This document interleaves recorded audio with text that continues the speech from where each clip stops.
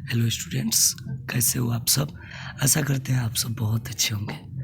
तो आज हम इस वीडियो में कक्षा 9th के जो मैथ है, कक्षा 9th आप देख रहे हैं, इसका जो गणित की बुक है ये, है ना, इसका एक्सरसाइज जो है हम लोग इसका एक्सरसाइज जो है 1.1 का जो है सभी सवाल करने वाले हैं। 1.1 में जितने भी क्वेश्चंस है ना, आप यहाँ पे एक्सरसाइज देख सकते हैं। पहला क्वेश्चन है, क्या शून्य एक परिमेय संख्या है?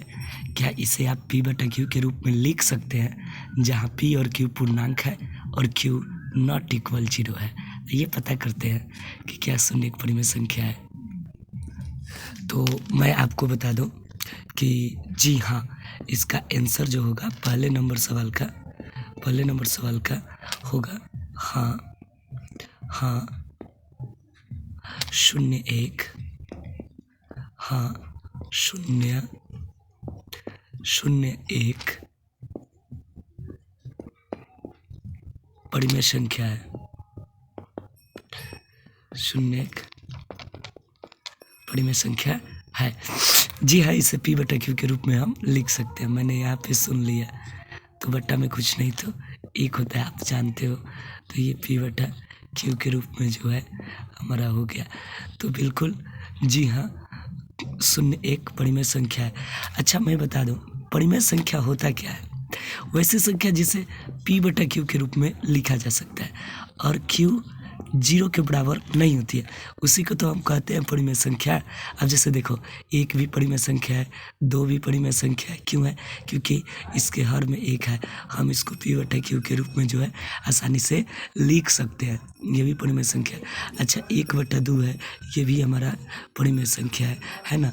5/3 है, ये भी जो है p/q के रूप में लिख सकते हैं। हमारा 5 भी है, ये भी हमारा जो है परिमेय संख्या है ना। इसी तरह से 0 जो है, ये भी परिमेय संख्या होगा। क्यों? क्योंकि इसके हर में 1 रहता है। हम इसको जो है आसानी से p/q के रूप में लिख सकते हैं। और जो यहाँ नीचे का जो हर है, जो q है, ये 0 के बराबर नहीं होता है। आशा करते हैं आपको पहला प्रश्न अच्छे से समझ में आया होगा। अब आपका दूसरा क्वेश्चन है, 3 और 4 के बीच में 6 परिमेय संख्या ज्ञात करें। सवाल अच्छे से देखो, प्रश्नावली 1.1 का 3 और 4 के बीच 6 परिमेय संख्या ज्ञात करें।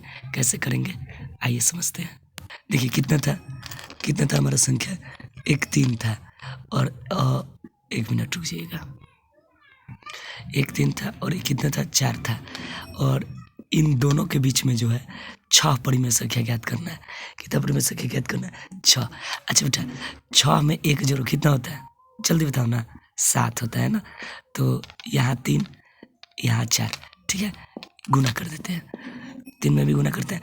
प्रश्न आपके दिमाग में आना चाहिए, 3 और 4 के बीच 6 परिमेय संख्या ज्ञात करें। तो 6 में 1 जोड़ देंगे तो कितना हो गया? 7। और 7 से हम इसमें भी गुना कर देंगे, 7 से हम इसमें भी गुना कर देंगे।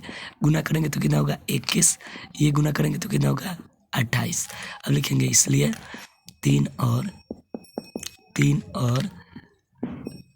4 के बीच 3 और 4 के बीच 6 परिमेय संख्या बराबर।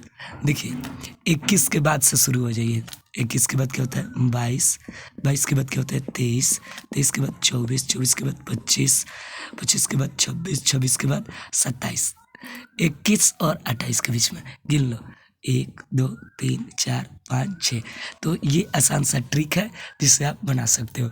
3 और 4 के बीच में जितनी परिमेय संख्या ज्ञात करनी होगी, जैसे 6 ज्ञात करनी है तो इसमें 1 जोड़कर दोनों में गुना कर देंगे और बीच वाले जितने संख्या होंगे वो परिमेय संख्या हो जाते हैं। आई होप आपको ये भी सवाल समझ में आया होगा।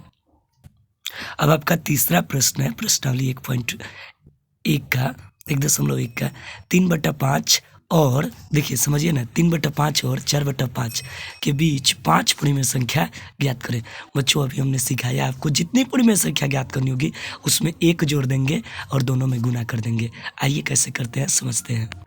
तो 3/5 है, हम बराबर देंगे 3/5। कितना ज्ञात करना है? 5।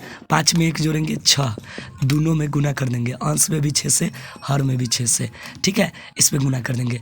फिर हमारा ये जो 4/5 है, जो हमारा 4/5 है, इसके भी अंश में गुना, हर में गुना, कितना से? 6 से, है ना। 6 से गुना जो है हम जो है दोनों के अंश और हर में आसानी से कर देंगे। अब समझते हैं, 6 में 3 से गुना कीजिए, कितना होगा? 18, और बटा कितना हो जाएगा? 6 5 कितना हो जाएगा? 30। दोनों में गुना कीजिए, बराबर दीजिए। 6 में 4 से 6 चौका 24, और बटा में हो जाएगा 6 5 30। चलिए शुरू हो जाइए दोनों के बीच में, जैसे मैंने बताया था। इसलिए 3/5 और 5 और 4/5 के बीच 5 परिमेय संख्या, 5 परिमेय संख्या इज इक्वल टू कितना? 18 के बाद 19, 19/30 लिखिए। 19/30, उसके बाद आपका हो जाएगा 20/30, उसके बाद हो जाएगा 21/30, उसके बाद आपका हो जाएगा 22/30, उसके बाद आपका हो जाएगा 23/30। कितना तक? 24 से कम, है ना। अब काउंट कर लीजिए, 1 2 3 4 और ये 5। आई होप आपको समझ में आया होगा। अब आपका लास्ट सवाल है ना। दिए गए कथन सत्य है अथवा असत्य जांच करना है। 1 नंबर है, प्रत्येक प्राकृत संख्या एक पूर्ण संख्या है। बिल्कुल सत्य बेटा, प्रत्येक प्राकृत संख्या एक पूर्ण संख्या है। क्यों? क्योंकि प्रत्येक प्राकृत संख्या एक पूर्ण संख्या, पूर्ण संख्या से प्राकृत संख्या, पूर्ण संख्या 0 से शुरू होती है, अनंत तक जाती है, और प्राकृत संख्या 1 से शुरू होकर अनंत तक जाती है। प्रत्येक पूर्णांक एक पूर्ण संख्या होती है। बिल्कुल नहीं, गलत, क्योंकि -2 जो है, -2 पूर्ण संख्या नहीं होती है। -1 पूर्ण संख्या नहीं होती है। ऋणात्मक संख्याएं पूर्ण संख्याएं नहीं होती है, इसलिए असत्य है। प्रत्येक परिमेय संख्या एक पूर्ण संख्या होती है। बिल्कुल गलत, है ना। प्रत्येक परिमेय संख्या एक पूर्ण संख्या नहीं होती है, क्योंकि 1/2 पूर्ण संख्या नहीं है ना। इस तरह से आई होप आपको पूरा एक्सरसाइज अच्छे से समझ में आया है। मिलते हैं एक्सरसाइज 1.2 में।